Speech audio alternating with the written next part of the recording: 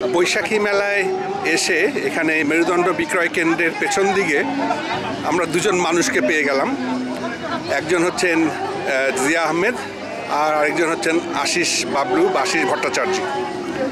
তো সম্প্রতি জিয়া আহমেদের একটা ছবি আমরা ইন্টারনেটে দেখেছি, একটা শর্ট ফিল্ম, নাম হচ্ছে ইনার আই। তো আমি এই ছবিটা সম্পর্কে জিয়া আহমেদকে কিছু প্রশ্ন করতে চাই।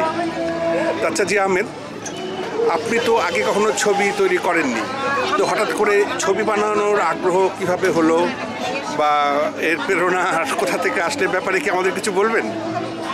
ছবি কখনো তৈরি করিনি তা ঠিক, কিন্তু যখনই কোথাও বেড়াতে গেছি তখন ভিডিও করেছি। তো এবার আমরা কয়েকজন মিলে যাচ্ছিলাম তালবিঙ্গ নামে একটা জায়গায়। তো আশিস আমাদের সঙ্গে ছিলেন, উনি আমাকে বললেন যে সবসময় ভিডিও করেন, এবার একটু প্ল্যান ওয়েতে যদি কিছু করা যায়। উনি আমাকে একটা স্ক্রিপ্ট দেন, পরে দেখলাম বেশ ইন্টারেস্টিং একটা স্ক্রিপ্ট, এটা তো একটা ছবি করা যায়। স্ক্রিপ্টটা কি উনি ওই কথা বলতে বলতে তৈরি করলেন নাকি তৈরি করলেন? পরে আমার হাতে দিয়ে বললেন যে এই স্ক্রিপ্ট আপনাকে দিলাম, আপনি এবার করেন। তো এই শুরু। তো আমরা আশিস বাবলুকে প্রশ্ন করি যে আপনি এখানকার নিয়মিত একজন কলামিস্ট, বিভিন্ন পত্রিকায় এবং অনলাইন ম্যাগাজিনে আপনার লেখা আমরা বহুকাল ধরে পড়ছি। তো এইভাবে কথা বলতে বলতে একটা ছবির স্ক্রিপ্ট আপনি তৈরি করে ফেললেন, এটা কিভাবে সম্ভব হলো? আসলে আমরা তেলবিঙ্গ নামক জিয়া ভাই বললো যে একটা জায়গায় যাচ্ছিলাম, আর জিয়া ভাই যেখানেই যায় সবসময় তার হাতে একটা ক্যামেরা থাকে। আমি ভাবলাম যে একটা কিছু এটা শুধু শুধু এদিক ওদিক ছবি না তুলে একটা সিস্টেম্যাটিক একটা কাহিনীর মধ্যে যদি একটা ছবি তোলা হয় তাহলে বেটার। সেই কথা চিন্তা করে আমি ওই হঠাৎ করে একটা কাহিনী লিখলাম, ভেরি শর্ট একটা স্টোরি, যেটার মধ্যে বেশি ডায়লগ থাকবে না এবং খুব মিনিমাম যেটা হলো আমরা রাস্তায় পাই, এরকমভাবে এই কাহিনীটা জন্ম হলো। আমি আসলে ওই বাইরে যাওয়ার আগে গোসল করতে করতে হঠাৎ এই স্টোরিটা আমার মাথায় আসলো। গোসল করার সময় অনেক প্রতিভার দ্বার খুলে যায় শুনেছি, যেমন অনেকে গান করেন। তো আপনি গোসল করতে করতে এই কাহিনীটা তৈরি করে ফেললেন, অদ্ভুত অদ্ভুত। তো এই ছবিটা আমি দেখেছি এবং ছবিটার কাহিনীর মধ্যে একটা বিশাল রহস্য আছে। তো আমার ছোট্ট প্রশ্ন যে ছবির যে মূল চরিত্র, যে যদিও চরিত্রের নামটা বলা হয়নি, আমরা অভিনেত্রীকে চিনি বলে অভিনেত্রীর নামই বলছি, মৌসুমী। তো দেখা গেল যে শেষে দিকে সে যখন ওই তার ঠিকানাটা খুঁজে পেল, ওখানে অনেক মানুষকে দেখে তার মধ্যে সে নিজেকেও দেখতে পেল এবং সে ভয় পেয়ে ওখান থেকে পালিয়ে আসে। এবং ছবিটার কাহিনী দেখে মনে হচ্ছে যে সম্ভবত মেয়েটা ওই আসার সময় মারা যায় বা এরকম কিছু একটা ব্যাপার। তো যেহেতু আপনি কাহিনীকার, আপনি এই ব্যাপারে কিছু আলোকপাত করবেন কি? না, আমি অত কিছু বলতে চাই না, তবে এইটুকু, এটা একটা সিম্পল থিং যে আমাদের প্রত্যেকে আমরা নিজেরাই নিজেদের ফলো করি সবসময়, আমাদের নিজেদের ভিতরেই নিজেরা আছি একটা আরেকটা চরিত্র হিসাবে।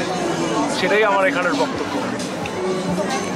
না, কিন্তু সেটা তো বুঝলাম এবং সেটা সত্যিও, কিন্তু মানে এই যে মেয়েটা যে ভয় পেয়ে সে ঘর থেকে পালিয়ে আসলো, সে ভাবলো যে পালিয়ে আসছে, আসলে সে পালিয়ে আসতে পারেনি, তাকে সে নিজেই অনুসরণ করছিল। আচ্ছা, এটা একটা সুন্দর ব্যাখ্যা। আপনাকে অনেক ধন্যবাদ আমাদের সময় দেওয়ার জন্য। Thank you.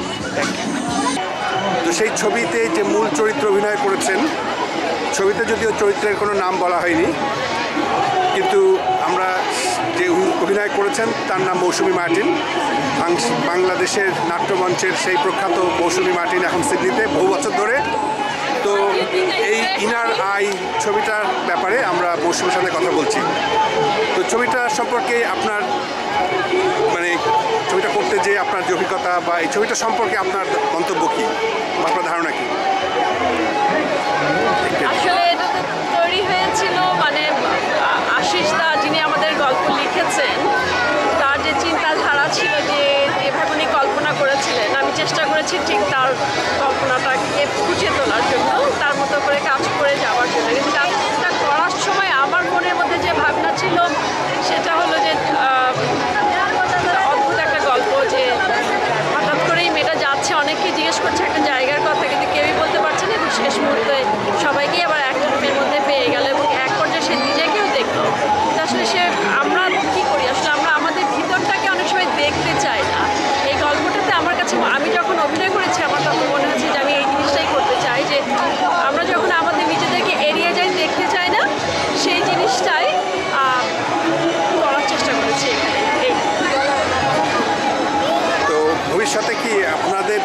ছোট্ট যে টিমটা এই ছবিটা করেছে তাদের কি আরও কোনো পরিকল্পনা আছে বড় কোনো কাজে হাত দেওয়ার? আমার মনে হয় হ্যাঁ, ভবিষ্যতে তাই? হয়তো আমরা আরও কিছু কাজ করবো। এটা জাস্ট একটা শুরু আমাদের বলতে পারেন। তবে হ্যাঁ, ভবিষ্যতে আমাদের কাজ করার প্রচুর ইচ্ছা আছে। এটা আমাদের জন্য সত্যি খুব আশাকর একটা ব্যাপার এবং আমরা আপনাদের কাজ দেখার জন্য অপেক্ষায় থাকলাম।